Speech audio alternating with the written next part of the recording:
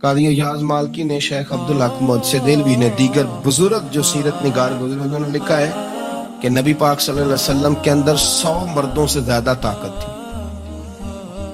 100 مردوں سے زیادہ طاقت. اب جو بات کہنے لگا ہوں، جو نتیجہ دینے لگا ہوں، اس پر خاص توجہ آپ فرمائیں گے. ذرا فکری طور پر، نظریاتی طور پر ایک چیز کو سمجھیے. ہم سمجھتے ہیں کہ جوان لڑکا ہے جی، جو مرضی کرے، عمر ہے جی. آپ ذرا بات پر غور کیجئے گا کہ حضور صلی اللہ علیہ وسلم میں طاقت 100 مردوں سے زیادہ ہے اور حیا کواری لڑکیوں سے بھی زیادہ ہے. ذرا اس بات کا تقابلی جائزہ کیجئے گا کہ طاقت 100 مرد سے زیادہ ہے لیکن حیا کواری لڑکی سے بھی زیادہ ہے. اس کا معنی یہ ہوا کہ جس ٹہنی کو پھل زیادہ لگ جاتے ہیں وہ جھکا کرتی. تو حیا تو حسن ہے، حیا تو آپ کو پاک صاف کرے گا، حیا تو آپ کو نرالا کرے گا، انوکھا کرے گا.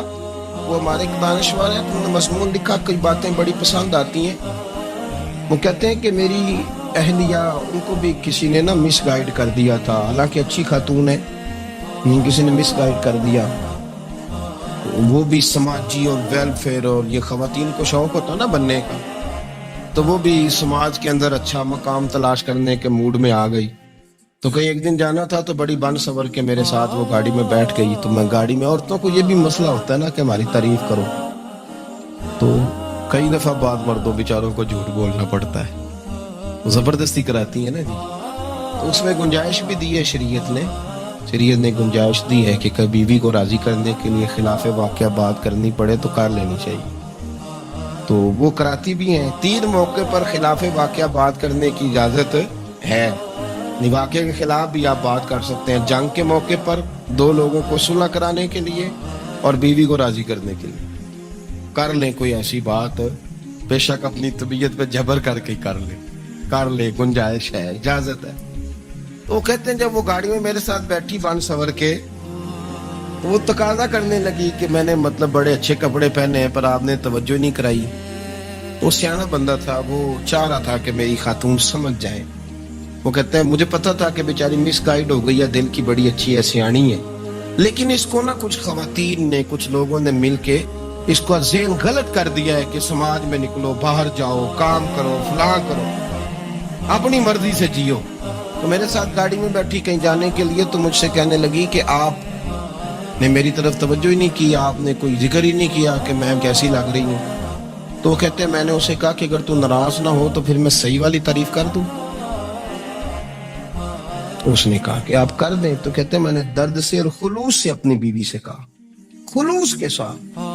میں نے کہا میں تو روز گھر ہوتا ہوں، روز شام کو گھر ہوتا ہوں، اگر تو میرے لیے تیار ہوتی تو میں تیری تعریف کرتا، لیکن آج تو باہر جانے کے لیے تیار ہے، تو پھر ان سے تعریف کی امید رکھ جن کے لیے تو نے تیاری کی ہے.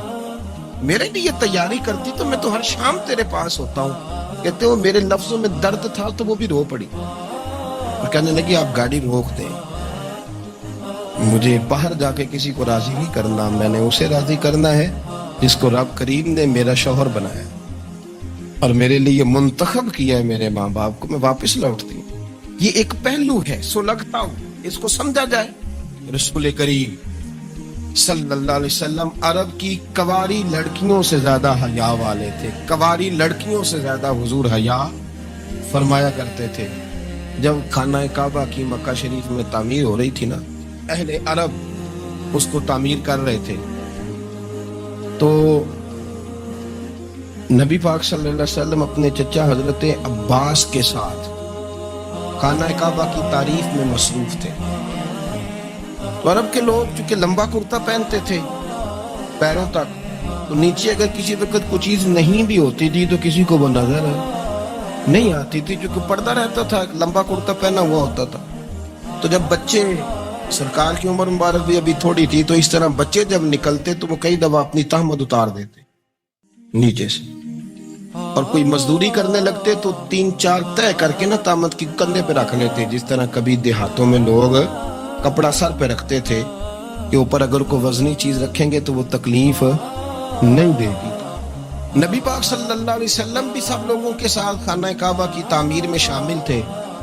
تو حضرت عباس رضی اللہ تعالیٰ عنہ نے کہا حضور سے، ابھی اعلان نبوت بھی نہیں فرمایا تھا، بھتیجے آپ بھی تامد اتاریے. یہ صحیح مسلم میں حدیث موجود، اور اس کو کندھے پہ رکھ لیجیے، آپ اینٹیں اٹھا اٹھا کے لا رہے ہیں تو ذرا آپ کو تکلیف نہیں ہوگی.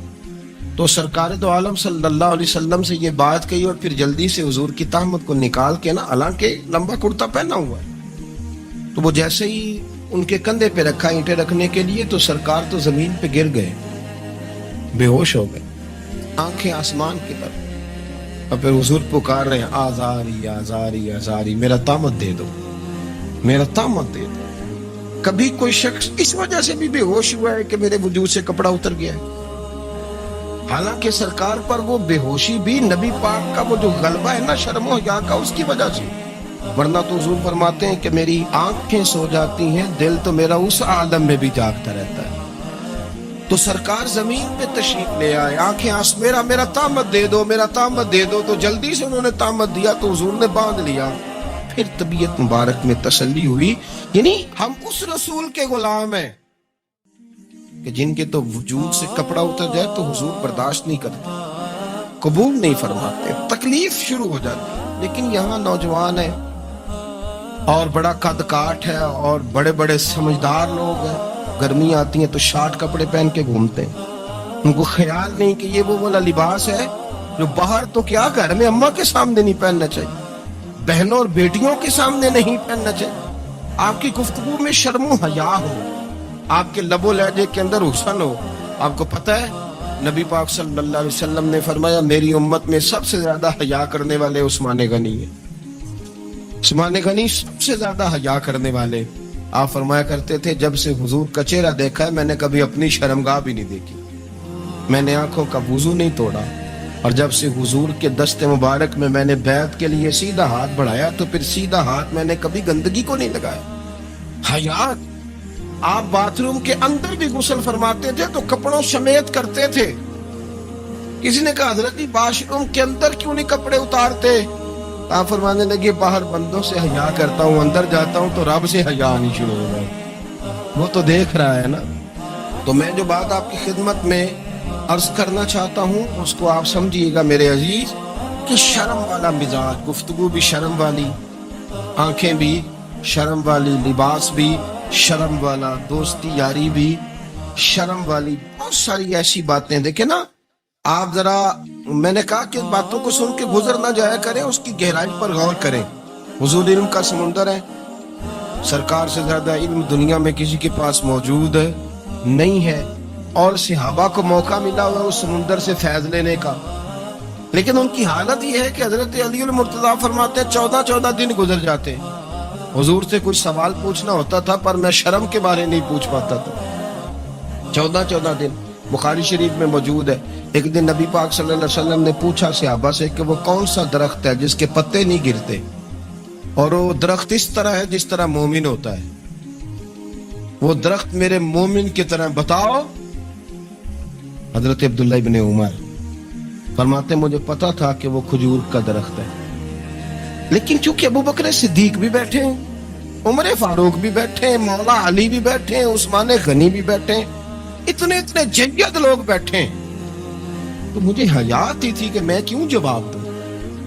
کہتے سرکار نے کئی دفعہ پوچھا، لوگوں نے کئی اور درخت بتائے، پر فرمایا تمہارا جواب درست نہیں ہے. آپ حیا کے اس پہلو پر غور کریں کہ سوال کا جواب آتا ہے، سوال کا جواب، یعنی مجھے سوال کا جواب آتا ہو پھر میں دوں نہ، مجھے بدعزمی نہ ہو جائے گی. یہ کیسے ممکن ہے کہ میری رات گزر جائے، مجھے پتا بھی تھا میں نے بتایا نہیں. بہت سارے لوگ آ کے بہت ساری باتیں بتاتے ہیں، بہت ساری باتیں وہ سمجھاتے ہیں، تو ہم غور سے ان کا چہرہ دیکھنے لگ جاتے ہیں، کہتے ہیں یار اس کا تو دعویٰ تھا کہ میں سمجھنے آتا ہوں، تو یہ تو ہمیں سمجھا رہا ہے، چلو الحمدللہ ہم سمجھنے کو تیار ہیں. لیکن میرے عزیز پتہ بھی ہے جواب کا، علم بھی ہے، لیکن فرماتے ہیں میری حیا نے مجھے اجازت نہ دی کہ میں جواب دوں. آپ فرماتے ہیں پھر حضور سے صحابہ نے عرض کی کہ یا رسول اللہ آپ ہی بتا دیں وہ درخت کون سا ہے. تو حضور نے فرمایا بھئی وہ کھجور کا درخت ہے. تو آپ فرماتے ہیں میں دل ہی دل میں کہہ رہا تھا کہ الحمدللہ میرا جواب درست ہے. حالانکہ میں نے جواب دیا ہی نہیں. تو لفظوں میں حیا، جملوں میں حیا، آنکھوں میں حیا، اٹھنے میں حیا، بیٹھنے میں حیا، چلنے میں حیا ایک خوبصورت حسن ہے. اور نبی پاک صلی اللہ علیہ وسلم نے فرمایا جب تو بے حیا ہو جائے نا پھر تو آزاد ہے، پھر تو جو مرضی کر، پھر تو جو. اس لیے بزرگ جب کسی کو بے حیا کہتے تھے نا، اللہ اکبر، اور جب کسی کو کہتے تھے نا یہ بے حیا ہے تو لوگ سمجھتے تھے کہ کوئی ہلکی سی بات کر دی، لیکن ان کا معنی یہ ہوتا تھا کہ بس بھائی اب اس کے ساتھ کوئی کلام کرنے کی ضرورت ہے، اس کو اب اصلاح کی ضرورت نہیں، یہ بے حیا ہے. کیا معنی؟ کہ اب یہ جو اس کے دل میں آئے گا وہ کرے گا، جو اس کی طبیعت چاہے گی وہ کرے گا، اب یہ کسی پہلو بھی قابو آنے کو تیار ہے. بے حیا ہو کے، بے حیائی بہت بڑا عیب ہے. اور جو لوگ کہتے ہیں کہ ہمیں بالکل آزادی ہونی چاہیے، ہمارا اپنا جسم ہے تو ہماری اپنی مرضی چلے گی. ایک وزیر صاحب ہے، پتہ نہیں میں ان کو جانتا تو نہیں، انہوں نے سینٹ میں تقریر کی ہے، میں نے ان کی بات سنی ہے. اس نے کہا نہیں بھائی، جسم رب کا ہے تو مرضی بھی تو رب کریم کی چلے گی، اور مرضی بھی اللہ کی. یہ مجھے تھوڑا سا مسئلہ ہے جسم پر، کبھی کبھی مجھے کثرت سفر سے الرجی ہو جاتی ہے. میرے ساتھ لوگ نا دل سے پیار کرتے ہیں. شاید ہی کوئی اچھا ڈاکٹر ہو جس تک میرے سنگی مجھے لے کے نہ گئے، پر جسم اللہ کا ہے نا، مرضی بھی جب وہ چاہے گا صحت دے گا. کیوں کچے کاموں میں لوگ پڑ گئے، کیوں غلط لوگ سوچ میں پڑ جاتے ہیں؟ یہ اسی کا ہے. اور جب وہ چاہے گا، آپ اس بات کو اچھے طریقے سے سمجھ لیں کہ جو اپنی مرضی چوکوں چوراہوں میں کر رہے ہوتے ہیں نا، جو مرضی گندمند، وہ جانور ہوتے ہیں، وہ جانور ہوتے ہیں جو نہ چوک دیکھتے ہیں، نہ گلی دیکھتے ہیں، نہ انہیں پتہ ہوتا ہے کہ جگہ کون سی ہے. وہ انسان ہے. میں نے کہہ دیا جو میں نے کہنا تھا، میں نے کہہ دیا. وہ جانور ہوتے ہیں. اور جو کچھ انسان ہوتے ہیں نا، ان کے اندر کچھ نہ کچھ پھر شرم حیا بھی ہوتی ہے. وہ چوکوں چوراہوں میں وہ حرکتیں اور وہ کام نہیں کرتے جو جانور کرتے ہیں. ان کے لیے بڑے پردے ہوتے ہیں، ان کے لیے بڑی باتیں ہوتی ہیں، ان کے لیے بڑا کچھ ہوتا ہے. جو بالکل آزاد ہو جائے، کوئی پتہ نہ ہو کس وقت کیا کہنا ہے، کیا کرنا ہے، تو پھر وہ دائرہ انسانیت سے خارج ہو جاتا ہے. ہم آپ کو کیا دعوت دیں؟ آپ تو وہ باتیں کر رہے ہیں جو اسلام کا انسانیت کے حق میں بھی ٹھیک نہیں. آپ تو وہ والی باتیں کر رہے ہیں جن کا انسانیت بھی تقاضا نہیں کرتی کہ یہ باتیں ہونی چاہیے. لیکن ایک بات، میں تو جذباتی نہیں ہوتا، میں بڑے غور سے چیزوں کو دیکھتا ہوں، سنتا ہوں. اور نہ میں ان موسمی مینڈکوں کی، وہ مجھے رات ایک صاحب کہنے لگے جی بڑے بڑے مولوی ایک بندے کے ساتھ بیٹھے ہوئے ہوتے تھے اور وہ روزے میں بڑے بڑے درس دیتا تھا تو وہ بھی فلانی حرکتیں کر رہا ہے. تو میں نے کہا ہم نے تو پرانا کہا تھا کہ موسمی مینڈک ہے، تو پرانے کہہ رہے ہیں کہ اداکار ہے. تو وہ جہاں کاسٹ کریں گے وہاں وہ اداکاری کرے گا. آپ کسی مذہبی جگہ کر لیں تو وہاں کر لے گا، کہیں اور جگہ کریں گے تو ہم تو پرانا کہہ رہے ہیں. تو کسی کو کبھی سمجھ آتی ہے تو کسی کو کبھی اور جگہ جا کے سمجھ آتی ہے. ہم ان لوگوں سے پریشان نہیں ہوتے. کیوں؟ سن لیں، کوئی مایوسی نہیں. ان کے اندر جتنا زور ہے وہ لگائیں. یہ ملک بنا ہے رسول اللہ کے نام پہ، یہ اللہ نے تحفہ دیا ہے امت مسلمہ کو. یہ نبی پاک کے نام پہ بنا ہے تو یہاں جھنڈا بھی وہی والا بلند ہونا ہے جو مدینے والے رسول کا جھنڈا ہے، اور یہاں وہی کام چلے گا جو نبی پاک نے بیان فرمایا. تو اس طرح کئی لوگ آتے ہیں، وہ شور شار کرتے ہیں، چلے جاتے ہیں. اتنے نہ پریشان ہوا کریں. بہت سارے لوگ تو بیچارے اس قابل بھی نہیں ہے کہ ان کا نام لیا جائے. مطلب اتنا ہم ان کو اہمیت دے دیں، ان کا ذکر کریں، ان کا نام لیں، ان کی بات کریں. وہ بیچارے اس قابل ہی نہیں ہے، مطلب سٹیٹس ہی نہیں ہے ہمارا. اتنے فارغ ہیں ہم. جب جو بندہ آئے گا کہانی چھڑے گا تو ہم چھڑ جائیں گے. اور بھائی اللہ کا فضل ہے الحمدللہ تعالی. لوگوں نے بڑا شور کیا اور بڑے زمانے سے دنیا شور کر رہی ہے، پر اللہ کے گھر مسجدیں بھری ہوئی ہیں. یہ جو بچیوں کو بچے مس گائیڈ کرتے ہیں، انہیں بڑے بڑے خواب دکھاتے ہیں، وہ بیچاری ماں باپ کو چھوڑ کے، بہن بھائی کو چھوڑ کے اس کے ساتھ شادی کرتی ہے. پھر جو اس کا بعد میں حشر ہوتا ہے، آپ ادلیاں نو سردار پہن تکے تے شرما والیاں نو جھوٹے ڈولیاں دے. پھر وہ بیچاری ماں باپ رکھتے نہیں، وہ ظلم کرتا ہے تو کتنی بڑی تکلیف میں وہ بچی آ جاتی. نازک شیشی ہوتی ہے نا تو ٹوٹ جاتی. یہی حال اب جدید خواتین اور یہ جو کچھ اینکر پرسن ہیں یہ اصل میں نا یہ آپ کو سیاست سکھاتے ہیں، لیکن یہ مادر پیدر آزاد لوگ ہیں، بالکل آزاد۔ یہ تو علماء شور نہ کریں، بات نہ کریں، گفتگو نہ کریں، مشائخ بات نہ کریں، اور یہ جو کچھ سنجیدہ اور دینی طبقہ ہے یہ کوئی شور نہ کرے، یہ تو روڈوں پہ ننگے ہو کے آ جائیں وہاں سے۔ خوفناک نظریہ رکھ دیا یہ، عورت کو کہتے ہیں تیرے حقوق ہم تجھے لے کے دیں گے، مثلاً وہ کون سا حق ہے جو تم نے لے کے دینا ہے؟ میرے نبی کریم صلی اللہ علیہ وسلم اس کو بیٹی بھی بنایا ہے، اس کو بہن بھی بنایا ہے، اس کو ماں بھی بنایا ہے، اسے بیوی کا عالی شان رتبہ بھی عطا فرمایا ہے۔ اور چونکہ بیٹی کا بھی حق بڑا بیان کیا جاتا ہے، بہن کا بھی، ماں کا بھی، اور بیوی کے معاملے میں لوگ سمجھتے ہیں کہ زیادہ بات نہیں کرنی چاہیے، شاید مسئلہ خراب ہو جائے۔ حالانکہ نبی پاک صلی اللہ تعالی علیہ وسلم نے بیوی کے بارے میں پتہ کیا فرمایا؟ فرمایا جب تم نکاح کر لیتے ہو تو اپنا ایمان محفوظ کر لیتے ہو۔ اب میں اس کی شرح نہیں کرتا، اب خود کر لیجئے گا کہ وہ ایک ایسی شخصیت ہوتی ہے کہ جس کی موجودگی میں آپ کا ایمان محفوظ ہے۔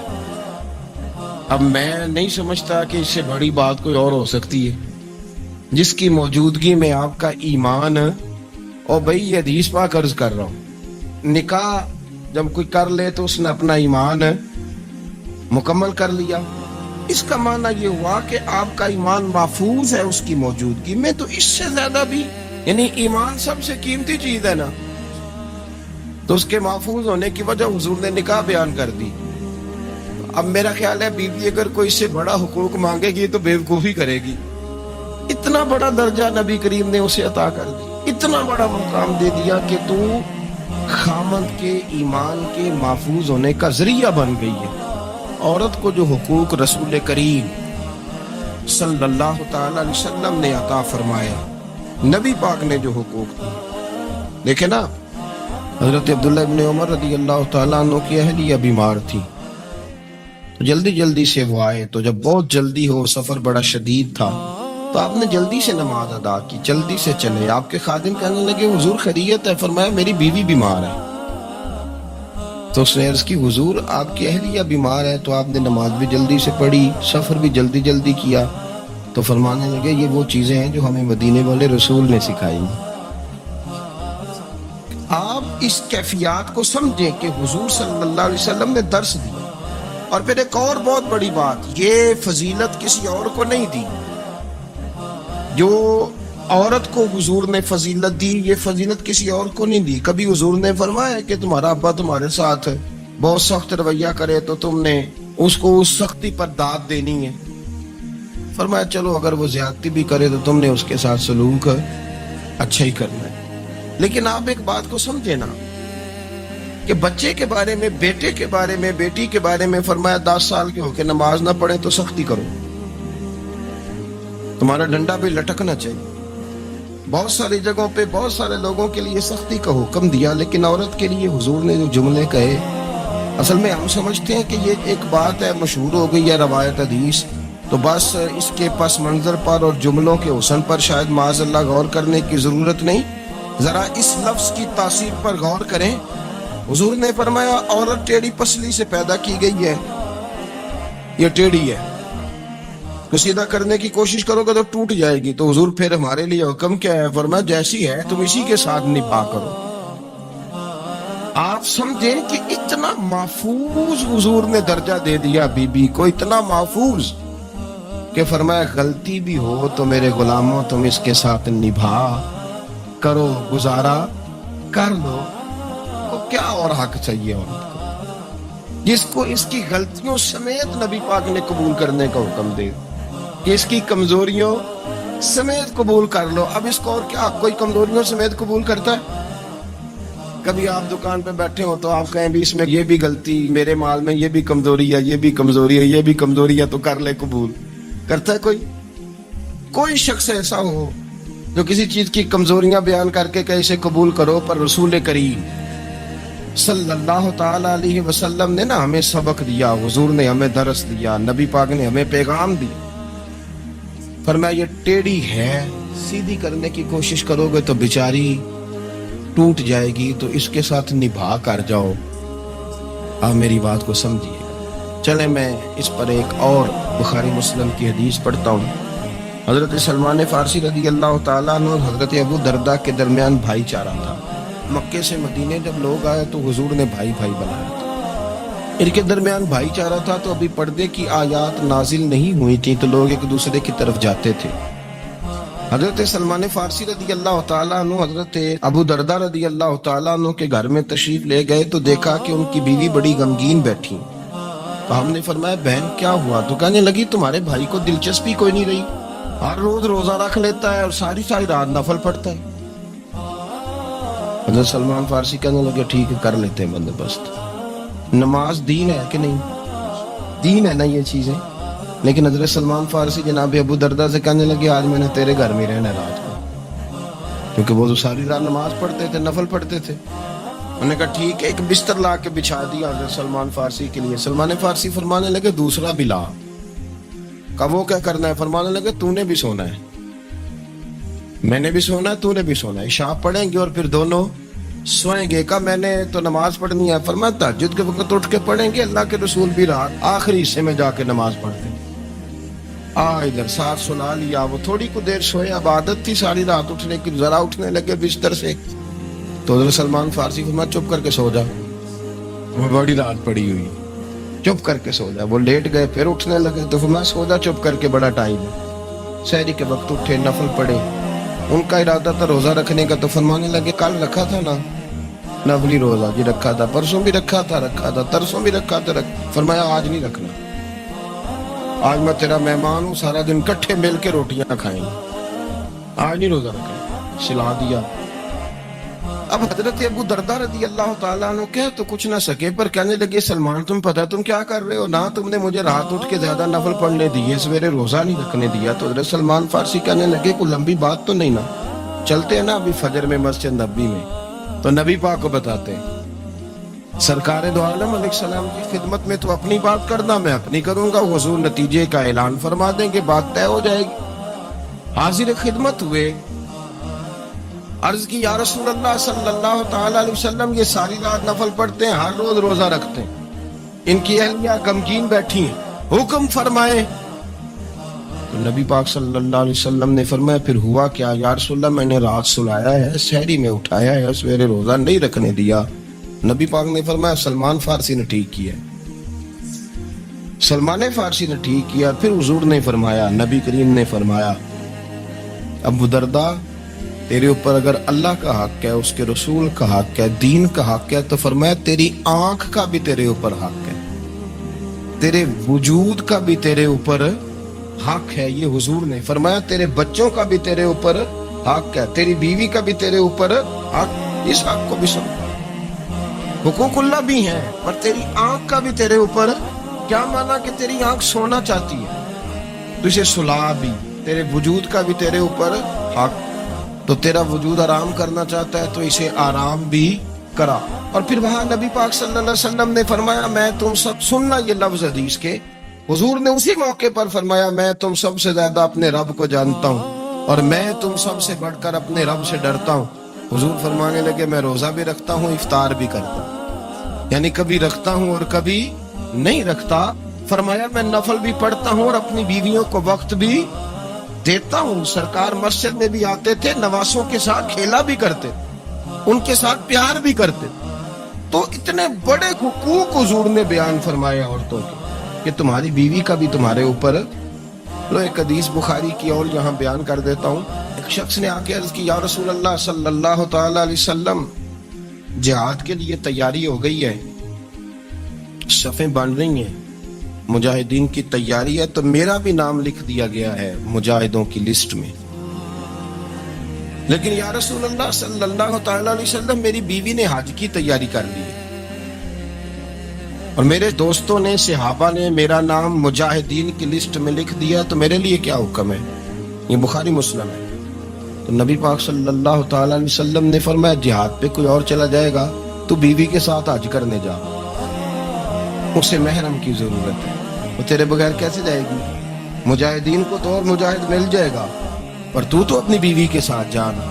تو نبی پاک صلی اللہ علیہ وسلم نے مرد کو محافظ بنایا ہے, عورت کو مرد کا قیدی نہیں بنایا بلکہ عورت کو حفاظت عطا کی اور مرد کو اس کا محافظ بنایا. اب بچیاں آزاد ہونا چاہتی ہیں اور آزادی بھی وہ والی کہ جو بنیادی طور پر آزادی نہیں فحاشی ہے. میں نے بہت پہلے کہا ہے کہ اسلام بیٹیوں کو قیمتی سمجھتا ہے.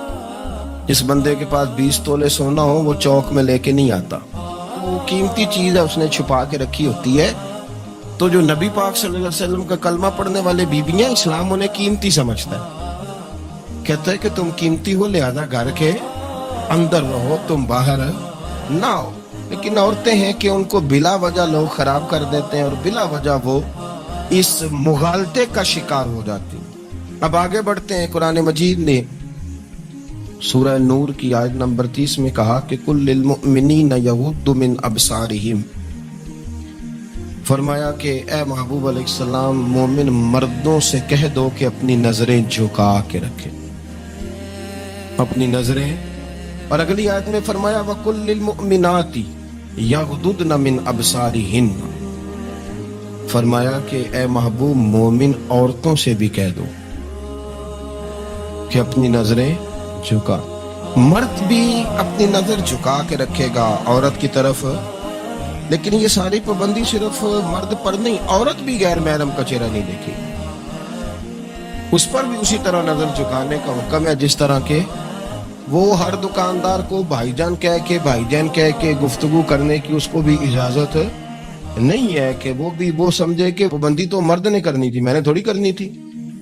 وہ جس کے پاس جائے, جہاں بھی جائے, ڈاکٹر کے پاس جائے, باہر جائے, تو وہ جس طرح مرضی اس کا دل چاہے وہ بات چیت کرے. اس کی عورت کو بھی اجازت اسلام نہیں دیتا. بنیادی طور پہ اسلام شرم و حیا کا دین ہے, حیا کی بات کرتا ہے. حیا کی جب ہم تعریف کرتے ہیں تو حیا کی تعریف یہ ہے کہ کوئی کبھی چیز دیکھ کے نہ تو آپ کی طبیعت میں کراہت محسوس ہو, آپ کوئی غلط جملہ منہ سے نکالتے ہوئے ذرا جھجکیں, آپ کوئی غلط بات کرتے ہوئے تھوڑا بوجھ محسوس کریں. ہمارے یہاں تیزی سے فروغ پایا ہے بے حیائی. سنگیوں کی محفلیں, یاروں کی محفلیں, اس میں غلیظ گفتگو ہوتی ہے. اللہ ماشاء, جن دوستوں کو بڑی پاک صاف گفتگو کرنی چاہیے. دوستی کا رشتہ بڑا مقدس رشتہ ہے. جو یہاں ایک دوسرے سے پیار کریں گے جنت میں بھی اکٹھے داخل کیے جائیں گے. شرط یہ ہے کہ پیار اللہ رسول کی رضا کے لیے ہو, لیکن اس کے اندر اگر آپ کی گفتگو کچی ہو, کمزور ہو, فحاشی والی ہو, بریانی والی ہو. ہمارے ہاں تو اب اس کو لوگ فیشن سمجھتے ہیں, اس کو مردانگی کی علامت سمجھتے ہیں کہ وہ بھی ساری باتیں جی وہاں ہو گئی اور جس کا جو جی چاہا اس نے کہا. آپ جب حیا کے دائرے میں ہوتے ہیں تو آپ خود بھی سکون محسوس کرتے ہیں. دیکھیں نا, آپ کو نیند سکون سے کہاں آتی ہے؟ جہاں کمرہ بند ہو, چاروں جانب دیوار ہے, اوپر چھت ہے, خالی دروازہ بھی کھلا ہوا ہونا تو جب بندہ سکون لینا چاہتا ہے تو کہتا ہے یار ذرا دروازہ ذرا بند کر دو. وہ اچھی طرح اپنے آپ کو چھپا لیتا ہے نا حیا کے پردے میں, تو اللہ اسے سکون عطا کرتا ہے. اور جو اس سے بھی زیادہ ٹھنڈی نیند میں جانا چاہتا ہے وہ کہتا ہے لائٹ بھی بند کر دو. اب وہ مکمل طور پہ سمجھتا ہے کہ میں چاروں جانب سے چھپ گیا ہوں, اگر میں کھل کے بھی سو جاؤں گا تو میرا چونکہ پردہ قائم ہے تو مجھے کوئی دشواری نہیں ہو. آپ جب چھپ جاتے ہیں, جب آپ حیا کے اندر سمٹ جاتے ہیں, جب آپ چادر کے اندر آ جاتے ہیں تو آپ بہت ساری جگہوں پہ آسانی محسوس کرتے ہیں. تو حیا تو آپ کو سکون دیتی ہے, حیا تو دل کو راحت دیتی ہے. میں بڑی ذمہ داری سے بات عرض کرتا ہوں, قرآن مجید نے نا ایک مقام پہ مذاق کو, ایک مزاح ہوتا ہے خوش طبی, وہ نہیں مذاق اڑانا. قرآن پاک نے نا مذاق کو ایک جگہ پہ جاہلوں کا طریقہ بھی قرار دیا. بنی اسرائیل کے لوگوں سے حضرت موسیٰ نے کہا کہ گائے ذبح کرو اور ایک ٹکڑا مقتول کو مارو, زندہ ہو کے خود بتا دے گا مجھے کس بندے نے قتل کیا. تو کہنے لگے آپ ہمارے ساتھ مذاق کر رہے ہیں. تو قرآن مجید کہتا ہے کہ حضرت سیدنا موسیٰ علیہ السلام فرمانے لگے اعوذ باللہ ان اکون من الجاہلین, فرمانے لگے میں اللہ کی پناہ مانگتا ہوں کہ میں جاہلوں میں سے ہو جاؤں. مذاق کرنا تو جاہلوں کا طریقہ ہے. اگر آپ کی زبان سے بے حیائی کا جملہ نکل گیا, اگر آپ کی زبان سے بے حیائی کا جملہ نکل گیا, آپ نے کہہ دیا کہ ہم آزاد لوگ ہیں, جو مرضی کریں گے, جو مرضی کہیں گے, جو ہمارا دل میں آئے گا کریں گے, تو پھر تو لوگ آپ کا وہ حشر کریں گے کہ آپ سے برداشت ہی نہیں ہوگا. جس کا لوگ مذاق بنا لیتے ہیں اور جو مذاق بن جاتا ہے پھر اسے کوئی جینے دیتا ہے. آپ حیا کی چادر میں چھپیں گے تو بچیں گے.